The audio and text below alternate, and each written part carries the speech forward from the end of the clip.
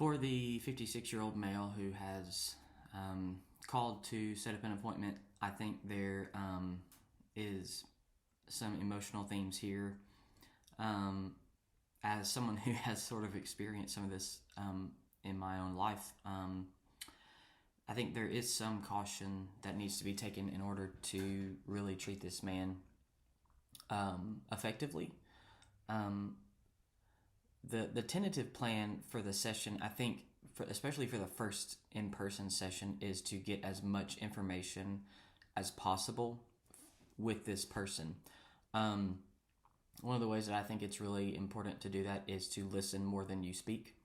Ask probing questions, ask questions that demand answers, not just questions like, well, how does that make you feel, but what, ask specific questions regarding the situation and what led him to get to this point. So when you look at this plan, you see that there's more than just question asking or like talking through things, though the client may see this as just sort of a regurgitation of what is happening in his mind.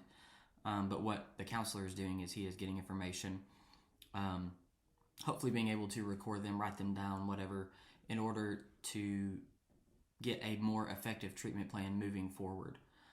So if the client has been cheated on, or if the client has just been abandoned, or if the client has maybe caused his relationship to end but yet is trying to play a victim card, you can learn those things through the different types of questions that you can ask.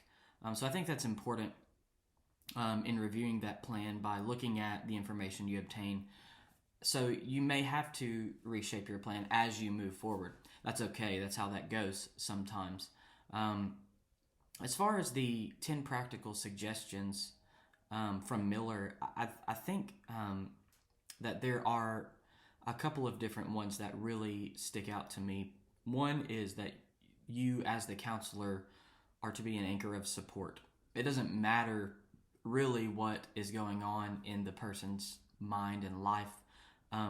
They have reached out to you for whatever reason because they need somebody. And so, the counseling client relationship, the helping relationship, really is meant to foster that sort of support and that sort of trust that the client can come in and sort of take his jacket off and sit and talk for a while. But then also, I think another one of his suggestions, Miller's suggestions, is to determine how much the client is actually willing to change.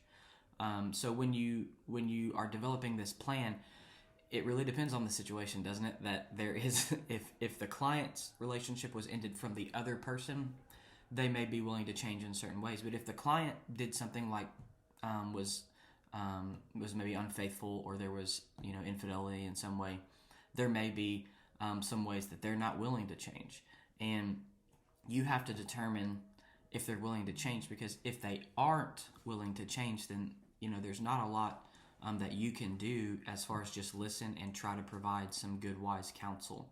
But if they are willing to change, you can move forward, and then you can determine like what those needs are and how those needs need to be met for this person.